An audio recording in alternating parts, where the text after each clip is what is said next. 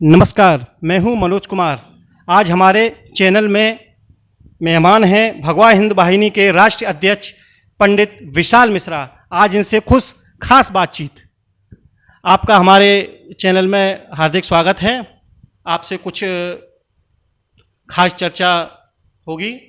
सबसे पहले ये बताइए विशाल जी कि आपका जो ये संगठन है इसका बनाने का उद्देश्य क्या है? सबसे पहले तो राधे राधे, जय हिंदू राष्ट्र। देखिए, संगठन बनाने के लिए या कोई कम्युनिटी हम जब खड़ी करते हैं तो उसके लिए एक उद्देश्य बनाना अत्यावश्यक होता है। आपने बहुत अच्छा प्रश्न किया है।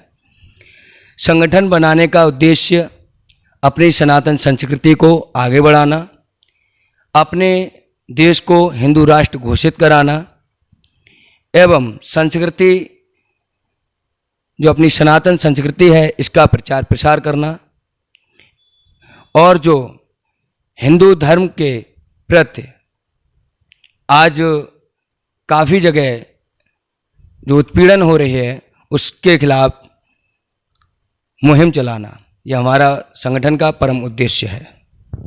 अच्छा, कुछ संगठन हैं वो ये कहते हैं हिंदू खतरे में है, हिंदू खतरे में है। सोशल मीडिया पे भी ऐसी बातें मतलब आती हैं, पढ़ने को मिलती हैं। क्या आपको लगता है वास्तव में हिंदू खतरे में है?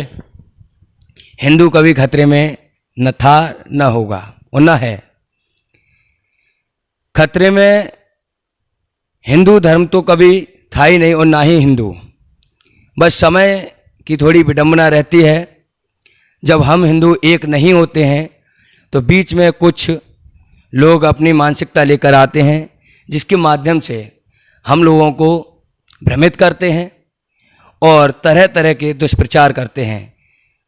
जैसे आपने देखा होगा कई बार, अभी एक घटना कुछ साल पहले की थी आपके नोएडा में, जिसमें एक मंदिर में कुछ ऐसे पदार्थ फेंके गए थे जो हिंदू धर्म में निष्क्रिय हैं। तो ये सिर्फ हिंदू धर्म को बदनाम करने की एक साजिश रहती है। कई आपने प्रचार सुने होंगे कि हमने पुजारी देखे हैं, पंडित देखे हैं, वो हर प्रकार का जलपान कर लेते हैं।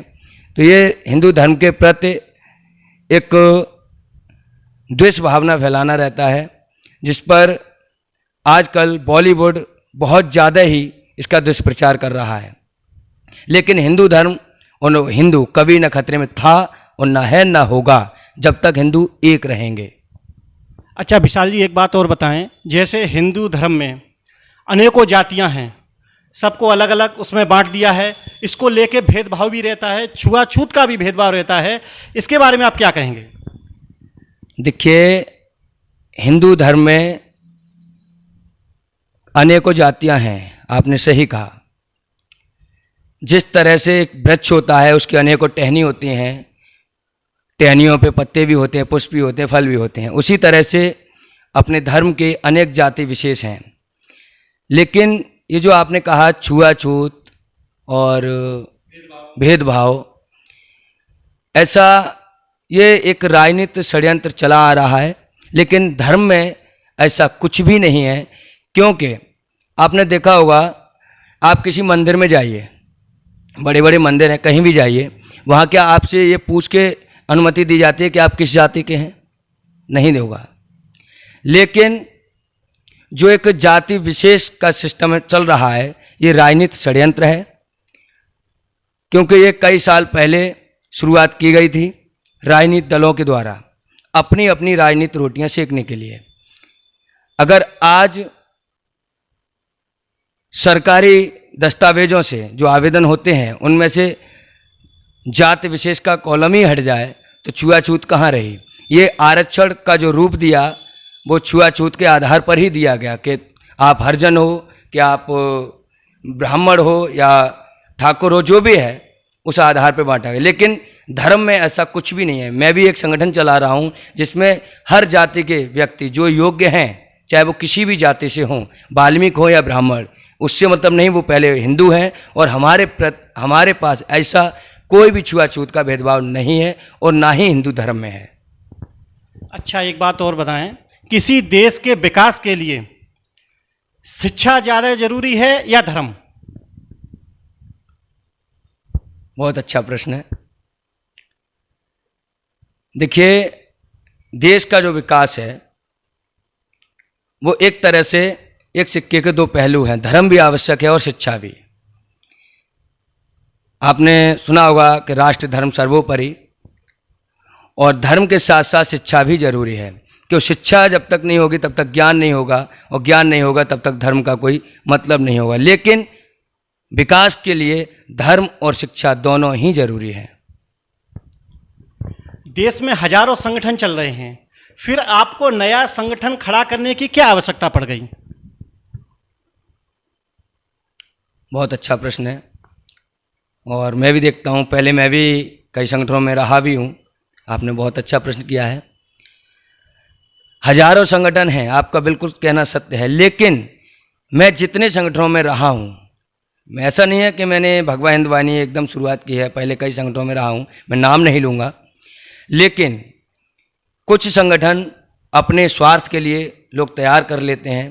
पहले तो दिखाते हैं कि हम हिंदू धर्म के लिए हैं, फिर उसमें वो एक जाति विशेष को भी सपोर्ट करने लग जाते हैं। कुछ लोग राजनीतिक दलों को पिछलग्गू बन के रह जाते हैं, कहा जाए तो अगर संगठन आपने बनाया है, संगठन ऐसा नहीं है कि ये कोई राजनीतिक पार्टी है, मैं कोई राजनीति करने के लिए नहीं बनाया ये, क्योंकि राजनीति एक अलग शब्द हो जाता है। राजनीतिक दल अपना अपना कार्य करते हैं, उनका कार्य रहता है द्वेष भावना फैलाना। लेकिन जो हिंदू संगठन है, जब वही ऐसा कार्य करने लग जाए, आपने कई संगठन देखे होंगे कि कोई किसी पार्टी का, कोई किसी पार्टी का, लेकिन अगर आपने किसी धर्म विशेष का संगठन बनाया है तो उसे गैर राजनीतिक संगठन घोषित करें, और अपनी पर्सनल जो आपका सिस्टम रहता है कि हमें इससे ये लाभ हो जाएगा, ये लाभ, वो लाभ आप छोड़कर सिर्फ संगठन पर ध्यान दें, अपने धर्म पर ध्यान दें, अपने देश पर ध्यान दें, तो ज़्यादा अच्छा है। और मैं जिन संगठनों में रहा, उन्होंने जो कार्य किए, उन कार्यों से मैं संतुष्ट नहीं हूँ, क्योंकि वो लोग अपना स्वयं का स्वार्थ हमेशा चाहते रहते हैं। इसलिए हमें ये नए संगठन और अपने हिंदू भाई बहनों को एकत्रित करने की आवश्यकता पड़ी। अच्छा, एक सवाल हमारा और है, धर्म बड़ा या राष्ट्र? अच्छा प्रश्न है। देखिए, राष्ट्र धर्म सर्वोपरि है, और राष्ट्र से बड़ा मेरा मानना है कि कोई धर्म नहीं है। इसलिए राष्ट्र से बड़ा कोई भी धर्म नहीं है। राष्ट्र धर्म सर्वोपरि है। राष्ट्र के बाद सनातन संस्कृति सबसे आगे है।